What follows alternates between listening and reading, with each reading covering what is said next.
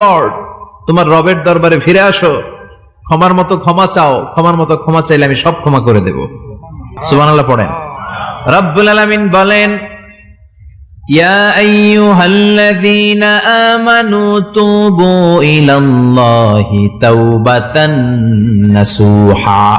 ও বিশ্বাসীরা, ভুল করেছো, অন্যায় করেছো, পাপ করেছো, জুলুম করেছো, আমার কাছে ফিরে আসো, ক্ষমা চাও। ক্ষমার মতো ক্ষমা চাইলে সব গুনাহ মাফ করে দিতে পারে কে?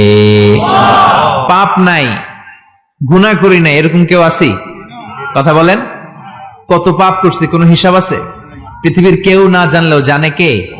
পৃথিবী না জানুক আমি তো জানি, আমি কি পাপ করেছি হায়।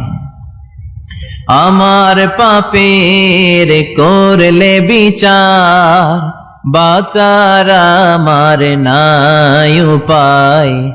দয়াময় প্রভু মাফ করো আমায়।